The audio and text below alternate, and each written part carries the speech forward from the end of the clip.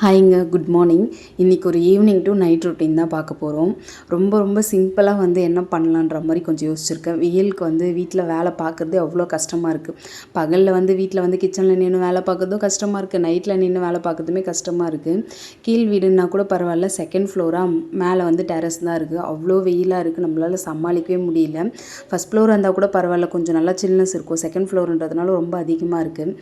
காலையில் வீட்டில் இருக்கிற வேலையை எல்லாமே முடிச்சிட்டேன். ஈவினிங் டைம் எப்போவுமே காஃபி தான் போடுவோம். இன்றைக்கி டீ போடலான்னு சொல்லிட்டு இஞ்சி ஏலக்காய்லாம் தட்டி டீ போட்டிருக்கோம். இன்றைக்கி 3 பேருக்குமே டீ தான் போட்டிருக்கேன். எப்போவுமே நான் தான் குடிப்பேன். அவங்க 2 பேருக்குமே பால் காய்ச்சி கொடுத்துருவேன். அவங்களுமே இன்றைக்கி டீ கேட்டாங்களா, சரி இன்றைக்கி ஒரு நாள் தானே அப்படின்னு சொல்லிட்டு டீ போட்டு கொடுத்துட்டேன். அதுக்கப்புறம் டீ போட்டுகிட்டே இருக்கும்போது என் ஹஸ்பண்டுமே வந்துட்டாங்க. சரி போனால் போது 4 பேருக்குமே போட்டுருவோம் அப்படின்னு சொல்லிட்டு, எப்படியுமே டீ கொஞ்சம் எக்ஸ்ட்ரா தான் இருக்கும். அவங்க டீ குடிச்சிட்டு ஆஃபீஸ்மே கிளம்பிட்டாங்க. பக்கத்தில் தான் இருக்குது. அதனால் அவங்களுக்கு டைம் இருக்கும்போது வீட்டுக்கு போவாங்க.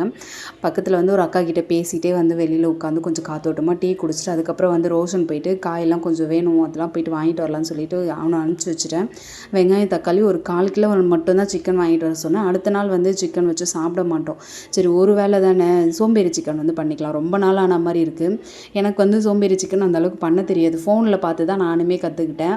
அது வீட்டில் எல்லாருக்குமே அவ்வளோ ஃபேவரட், ரொம்ப சூப்பராக இருக்கும். ரசம் வச்சுட்டு ஒரு சோம்பேறி சிக்கன் வச்சா கூட அவ்வளோ நல்லாயிருக்கும். நம்மளுக்கு கொஞ்சம் குழம்பு வேணும் அப்படின்னா கூட கொஞ்சம் நம்ம தண்ணி சேர்த்துக்கலாம். இன்றைக்கி நான் அதை அப்படியே திக்காக பண்ணிடலாமா இல்லை கிரேவியே வைக்கலாமான்ற மாதிரி யோசித்தேன். சரி சப்பாத்திக்கு கொஞ்சம் தண்ணியாக வச்சா சூப்பராக இருக்கும்ன்றதுனால ரெடி பண்ணிகிட்ருக்கேன். ஒரு 1/4 கிலோ சிக்கன் எடுத்திருக்கேன். ஒரு 2 பெரிய வெங்காயம் கட் பண்ணி வச்சுருக்கேன். நம்மளுக்கு வெங்காயம் தக்காளி எந்த அளவுக்கு வேணுமோ அந்த அளவுக்கு போட்டுக்கலாம். குழம்பு கொஞ்சம் நம்மளுக்கு அதிகமாக வேணும்னா வெங்காயம் தக்காளி கொஞ்சம் அதிகமாக சேர்த்துக்கலாம். எனக்கு அடுத்த நாள் வேணான்றதுனால நான் கொஞ்சம் கம்மியாக சேர்த்துருக்கேன். ஒரு பெரிய தக்காளி போட்டிருக்கேன். இதே ஒரு 2 தக்காளி மாதிரி தான் இருக்கும். 2 வெங்காயம் 2 தக்காளி நீல வாக்கில் கட் பண்ணி வச்சுருக்கேன். சிக்கன் தண்ணி இல்லாமல் நல்லா க்ளீன் பண்ணிவிட்டு தண்ணிலாம் வடிச்சிட்டு சிக்கன் எடுத்துக்கணும். வெங்காயம் தக்காளி கருவேப்பிலை எல்லாமே போட்டு வச்சுட்டேன். இந்த பாத்திரம் கொஞ்சம் பத்தாது போல், பெரிய பவுல் வச்சுக்கலாம்னு சொல்லிட்டு ஒரு பெரிய பிளாஸ்டிக் பவுல் வச்சுட்டேன். ஒரு 1.5 ஸ்பூன் மஞ்சள் பொடி போட்டுட்டேன். நம்ம சிக்கன் குழம்புக்கு என்னென்ன யூஸ் பண்ணணுமோ அது எல்லாமே நம்ம முன்னாடியே இதெல்லாம் சேர்த்துக்கலாம். ஒரு 2லேருந்து ஒரு 4 ஸ்பூன் குழம்பு மிளகாத்தூள் போட்டிருக்கேன்.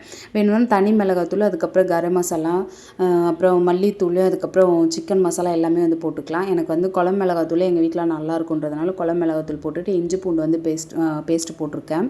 வேணுன்ற அளவுக்கு கொஞ்சம் சால்ட்டு போட்டுக்கலாம். கல் உப்பு போட்டால் கொஞ்சம் கரையாது, அதனால் சால்ட்டு போட்டுக்கிறது ரொம்ப பெஸ்ட்டு. உப்பெல்லாம் போட்டதுக்கப்புறம் நம்ம மிக்ஸ் பண்ணிக்கலாம். கரம் மசாலா தூளும் சிக்கன் குழம்பு மசாலா தூள் போட்டுக்கலாம். அது வேணுன்றவங்க போட்டுக்கலாம். எனக்கு பிடிக்குன்றதுனால சரி கொஞ்சமாக கரம் மசாலா தூள் ரொம்ப அதிகமாக போட வேணாம், கொஞ்சம் கம்மியாக போட்டுட்டேன். அதுக்கப்புறம் சிக்கன் குழம்பு மசாலா இது நான் நார்மலாக சிக்கன் கடையில் போன வாரம் வாங்கிட்டு வந்திருந்தேன். அங்கே நல்லாயிருக்கும்னு சொன்னாங்களா, சரி வாங்கினா ரொம்ப சூப்பராக இருந்தது. சக்தி இல்லைன்னா ஆச்சியில் தான் யூஸ் பண்ணுவேன். சரி இது யூஸ் பண்ணி பார்த்தா ரொம்ப நல்லா இருந்தது, அதனால் கொஞ்சம் பத்திரமா எடுத்து வச்சுருக்கேன். இது எல்லாமே போட்டாச்சு. இப்போ நம்ம கையிலே பிசைஞ்சுக்கணும், வேறு எதுவுமே இல்லை, சிம்பிளாக முடிஞ்சிடும். இதை பிசைஞ்சு வச்சதுக்கப்புறம் கொஞ்சமாக எண்ணெய் சோம்பு கருவேப்பிலை போட்டுட்டு நம்ம அதை அப்படியே எல்லாம் மிக்ஸ் பண்ணது எல்லாத்தையும் ஒரு 10 நிமிஷம் அப்படியே வெயிட் பண்ணிவிட்டு அதுக்கப்புறம் சமைக்க ஸ்டார்ட் பண்ணிடலாம். நான் லைவாக வாய்ஸ் கொடுத்துருக்கேன். உங்களுக்கு பிடிச்சிருக்கான்னு சொல்லுங்கள், இல்லைனா பேக்ரவுண்டில் வாய்ஸ் கொடுத்தா நல்லா இருக்கான்னு, ரெண்டுத்தில் எது நல்லா இருக்குன்னு கொஞ்சம் சொல்லுங்கள். பாத்திரம் கொஞ்சம் இருக்குது, கையோடு பாத்திரமே க்ளீன் பண்ணிக்கலான்னு இருக்கேன். நம்மளால் முடியல சுத்தமாக நின்று வீட்டில் வேலையை பார்க்குறதுக்கே அவ்வளோ கஷ்டமாக இருக்குது. நம்ம குளித்தா கூட இந்த வேர்வையிலே குளிக்கிற மாதிரி இருக்குது. அதனால் வேலை பார்க்குறோம், மொத்தமாக வேலையை முடிச்சிடலாம். நார்மலாக இட்லி தோசை எதனா சமைக்கிறோன்னா கூட ரொம்ப வேர்க்கும். இப்போ சப்பாத்தி சொல்லவே வேணாம். மழை டைமில் செஞ்சால் கூட சப்பாத்தி வீடு முழுக்க புகையாக வரும். வீட்டில் வெயில் டைம் ரொம்ப அதிகமாக இருக்கும். அதனால் மாவு சப்பாத்திக்கு மாவு பேசிக்கணும். இந்த பாத்திரம் கழுவி வச்சுட்டு இந்த பவுலில் தான் சப்பாத்திக்கு மாவு பேசிக்க போகிறேன். முடிஞ்ச அளவுக்கு அப்பப்போ க்ளீன் பண்ணிக்கலான்னு இருக்கேன். கழுவுறது அவ்வளோ கஷ்டமாக இருக்குது. இப்போ நான் டீ போட்டது பாத்திரம் எல்லாமே கழுவி வச்சுட்டேன்.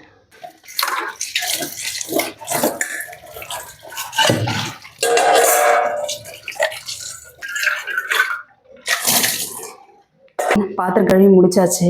இப்போ மாவு பிசைஞ்சிட்டா விளக்கேற்றணும். ரோஷன் மித்தி 2 பேருமே ஏசி போட்டுட்டு உட்காந்துருக்குறாங்க. என்கிட்ட கேட்டுட்டு தான் போனாங்க, ரொம்ப வேர்க்குது போட்டுக்கிறமான்னு சொல்லிட்டு. சரி நம்மளாலே முடியல, அவங்க இவ்வளோ நேரம் விளையாடிட்டு இருந்தாங்களா, சரி போய் போட்டுக்கோங்கன்னு சொல்லிட்டேன். இப்போ நம்ம அந்த ரூம்குள்ளே போனால் நம்ம கிச்சனில் நின்று வேலை செய்கிற அந்த மைண்டே வராது. அது ரொம்ப சில்லுன்னு இருக்குமா, இங்கே அனல் அணுத்துது. அதனால் நம்ம இப்படியே வேலை பார்த்துடலாம்.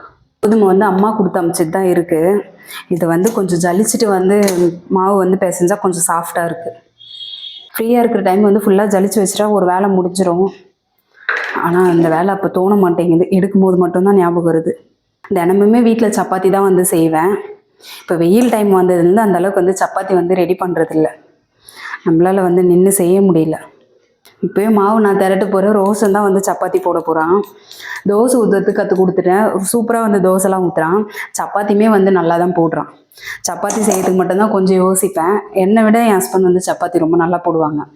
ரோஷனுமே வந்து ஓரளவுக்கு பரவாயில்ல. சரி, நமக்கு வேலை மிச்சம் அப்படின்ற மாதிரி தான் இருக்குது. இந்த கோதுமை மாவில் வந்து இவ்வளோ வேஸ்ட் இருக்குது. இந்த அப்படியே போட்டால் சப்பாத்தி சுத்தமாக நல்லா இருக்காது. ஜலிக்கிறது வந்து இன்னும் கொஞ்சம் ரொம்ப பெஸ்ட்டாகவே இருக்குது. இந்த அளவுக்கு மாவு இருந்தால் போதும். இதுக்கப்புறம் வந்து சப்பாத்தி போட முடியாது. ஆனால் கூட தோசை ஊற்றிக்கலாம். நிறைய சப்பாத்தி போட்டு தான் வந்து திரட்டுறதுக்கும் கஷ்டம், சப்பாத்தி போடுறதுக்குமே கஷ்டம். கொஞ்சமாக வந்து சால்ட்டு போட்டுட்டு தண்ணி போட்டு பிசைஞ்சிக்க வேண்டியது தான். சால்ட் வந்து கொஞ்சம் கம்மியாக தான் போட்டிருக்கேன். தண்ணி வந்து கொஞ்சம் கொஞ்சமாக ஊற்றி பிசைஞ்சு வச்சிடலாம்.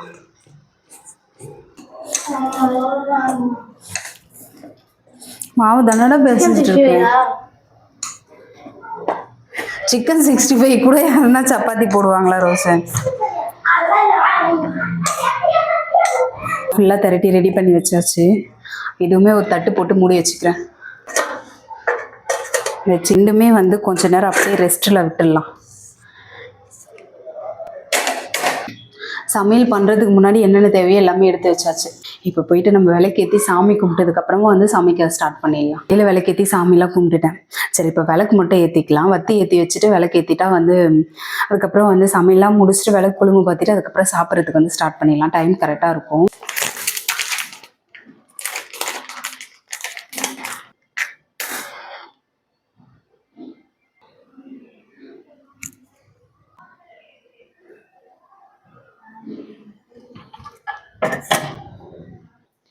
விளக்கேற்றி முடிச்சிட்டேன்.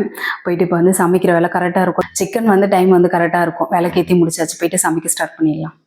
கொஞ்சமாக வந்து எண்ணெய் சேர்த்துக்கிறேன். சிக்கன் வந்து ரெடி ஆகிடுச்சு. கொஞ்சமாக வந்து சோம்பு மட்டும் சேர்த்துக்கலாம். சும்மா வந்து இப்போ கருவேப்பிலை சேர்த்துக்கிறேன். மிக்ஸ் பண்ணி வச்ச சிக்கனே வந்து இதோடு சேர்த்துக்கிறேன். எல்லா சிக்கனுமே வந்து ஒன்றா போட்டுக்கலாம்.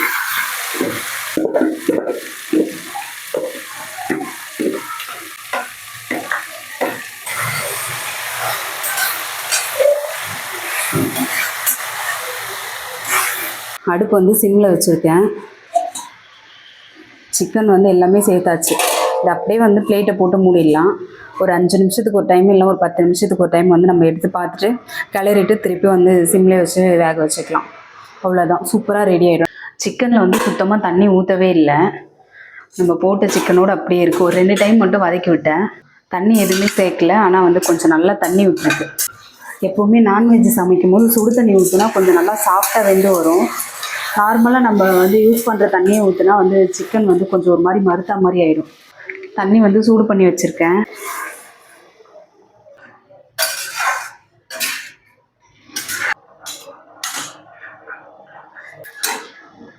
சப்பாத்தி எல்லாம் போட்டு முடியறதுக்குள்ள வந்து சிக்கன் வந்து கொஞ்சம் நல்லா தண்ணிலாம் வற்றிடும். உங்களுக்கு எந்த அளவுக்கு தண்ணி வேணுமோ அந்த அளவுக்கு நான் எடுத்துக்கலாம்.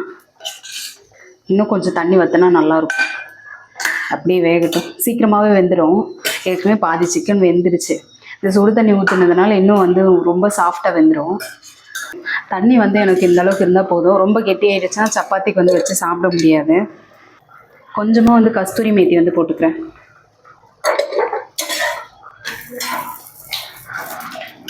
கஸ்தூரி மேத்திலாம் போடணும்லாம் கிடையாது. எனக்கு பிடிக்குன்றதுனால வந்து கஸ்தூரி மேத்தி போட்டிருக்கேன். வந்து ஆஃப் பண்ணிக்கிறேன். கொஞ்சமாக வந்து மல்லித்தழையுமே வந்து போட்டுக்கிறேன்.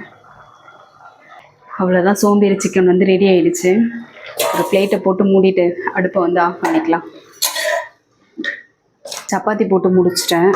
ரோஷன் மித்தி 2 பேருக்குமே வந்து சப்பாத்தி போட்டுட்டு குழம்பு போட்டு கொடுத்துட வேண்டியது தான். அவங்க 2 பேருமே ரொம்ப நேரமாக வெயிட் பண்ணிகிட்டே இருக்கிறாங்களா. சரி, அதனால் ஃபஸ்ட்டு அவங்களுக்கு கொடுத்துட்டு கூட நம்ம வந்து கொஞ்சம் பொறுமையாக சாப்பிட்லாம். சப்பாத்திக்கு வந்து கிரேவி வந்து கொஞ்சம் தண்ணியாக இருந்தால் நல்லாயிருக்கும். அதனால் வந்து அவங்களுக்கு கொஞ்சம் தண்ணியாக தான் வச்சுருக்கேன். இப்படி வச்சா தான் பிடிக்கும். 2 பேருக்குமே கொடுத்துட்டு வந்துடுறேன். 2 பேருக்குமே சப்பாத்தி சோம்பேறி சிக்கன் வந்து ரெடி பண்ணி கொடுத்தாச்சு. அவங்க சாப்பிட்ருவாங்க. கிச்சனில் சமைக்கிற வேலைலாம் ஒரு வழியாக முடிஞ்சிச்சு.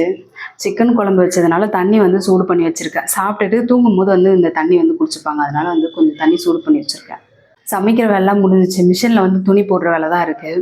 அந்த வேலை முடிச்சிட்டா காலையில் எழுந்திரிச்சோடனே துணி காய வச்சுப்பேன். போயிட்டு அழுக்கு துணிலாம் எடுத்து போடணும். வாரத்தில் ஒரு டைம் தான் வந்து அவங்களோட ட்ரெஸ் வந்து போடுவேன். ஃபுல்லாக வந்து அவங்களோட ஒர்க்கிங் ட்ரெஸ் தான் இருக்குது. அதனால் ஃபஸ்ட்டு இன்றைக்கி வந்து அவங்களோட துணியை போட்டுட்டு காலையில் வந்து காய வச்சுட்டு எங்களோட ட்ரெஸ் வந்து பின்னில் இருக்குது. அதுக்கப்புறம் காலையில் வந்து போட்டுக்கலாம்.